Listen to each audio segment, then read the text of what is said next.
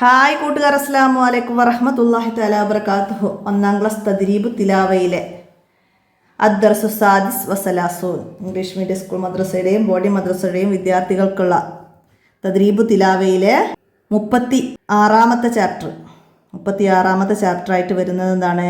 അൽ ഹുറൂഫുൽ ഖമരിയ. അടുത്ത ചാപ്റ്ററായിട്ട് വരുന്നത് ഹുറൂഫു ഷംസിയയും.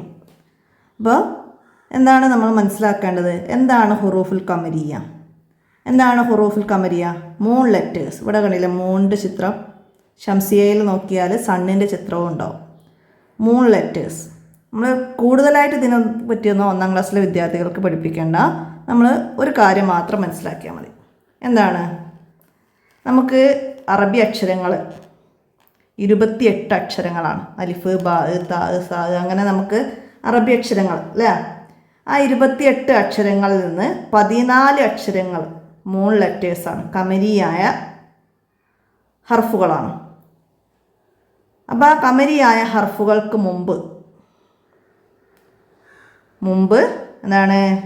ഇവിടെ നമുക്ക് അർലുൻ, അലിഫ് ഖമരിയായ അക്ഷരമാണ്. അപ്പോൾ അർലുൻ എന്നത് അത് നമ്മളെ ഖുർആൻ എഴുത്ത് രീതിയിൽ അറബിയിൽ എങ്ങനെയാണ്? ഫിൽ അർല്. അപ്പോൾ ഇവിടെ ഫിൽ എന്ന സ്ഥലത്ത് ലാമിനെ എന്ത് ചെയ്യണം? വ്യക്തമാക്കിയിട്ട് ഉച്ചരിക്കണം. ഫിൽ അർ, അതായത് ഖമരിയ അക്ഷരങ്ങൾക്ക് മുമ്പുള്ള ലാമിനെ വ്യക്തമാക്കണം, ഇൽഹാർ ചെയ്യണം ഖമരിയ അക്ഷരങ്ങൾ. അപ്പോൾ ഖമരിയ അക്ഷരങ്ങൾ നമുക്ക് ഏതൊക്കെയാണെന്ന് ചോദിച്ചാൽ പെട്ടെന്ന് മനസ്സിലാക്കി പറയാൻ എളുപ്പത്തിന് നമുക്കൊരു വേർഡ്സ് ആക്കിയിട്ട് ഇതിനെ ഇബ്ഇ ഹജ്ജക വഖ്ഫി അക്കീമഹു. ഇബ്ഇ ഹജ്ജക വഖ്ഫി അക്കീമഹു. ഇത്രയും ഹർഫുകളാണ്.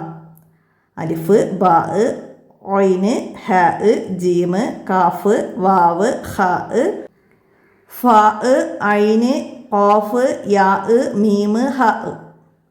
അപ്പോൾ അത് പഠിച്ചു വെച്ചാൽ സുഖമാണ്. നമുക്ക് 5ാം ക്ലാസ് പഠിക്കാനുണ്ട്, 7ാം ക്ലാസ്സിലേക്ക് ആവശ്യമുണ്ട്, ഒക്കെ ഉണ്ട് ഈ ഷംസിയ അക്ഷരങ്ങളും ഖമരിയ. അപ്പോൾ ഏതെങ്കിലും ഒരു അക്ഷരം ബൈഹാർട്ട് പഠിച്ചു വെച്ചാൽ ഇതിലില്ലാത്ത അക്ഷരമാണ് എന്ത്? ഷംസിയ അക്ഷരം എന്ന് നമുക്ക് മനസ്സിലാക്കാൻ പറ്റും. അപ്പോൾ ഇബ്ഇ ഹജ്ജക വഖ്ഫി അക്കീമഹു.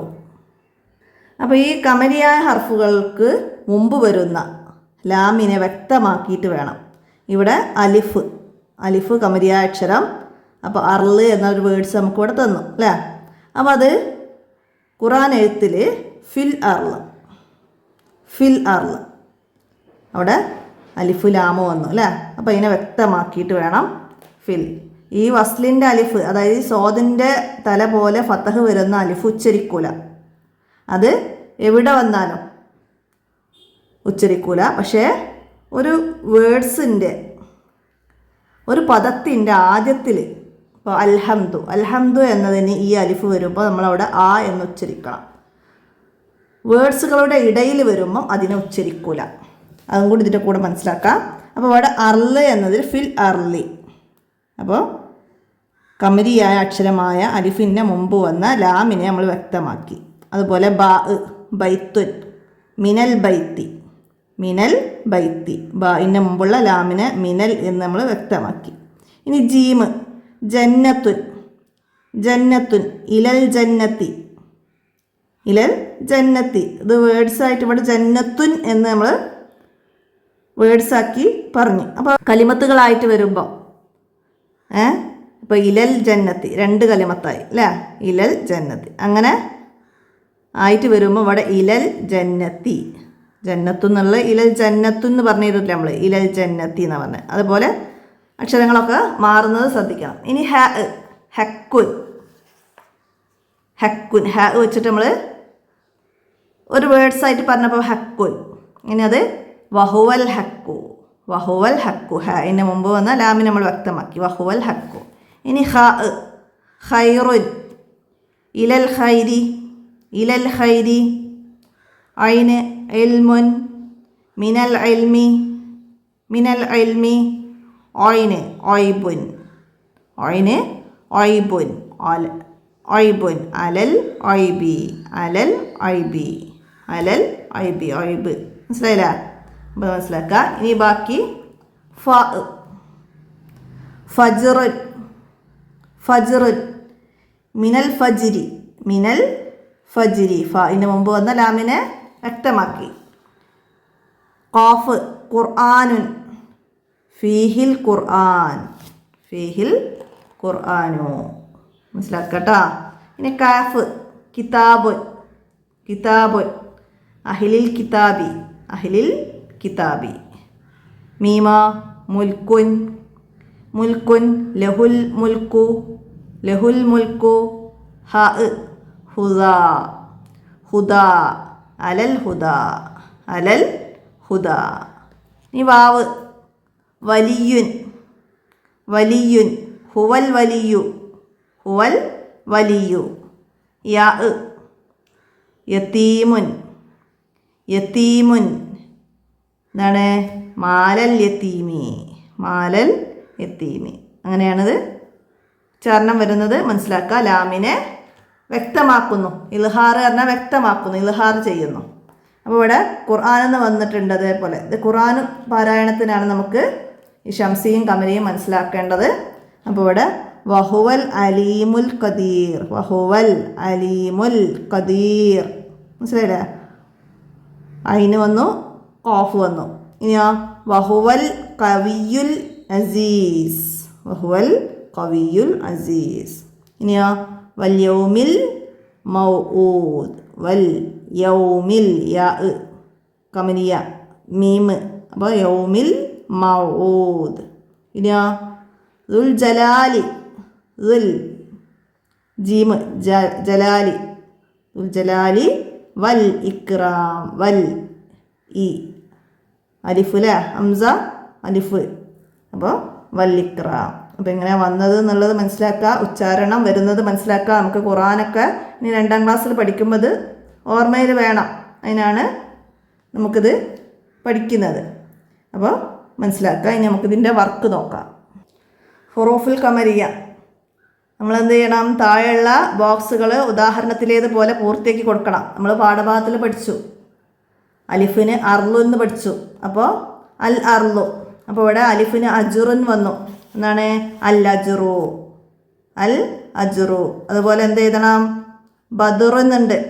അപ്പോഴോ അൽ ബദുറു. പാഠഭാഗത്തിൽ നോക്കുക. ബൈത്തി എന്ന് നമ്മൾ എഴുതിയിരുന്നു, മിനൽ ബൈത്തീന്ന്.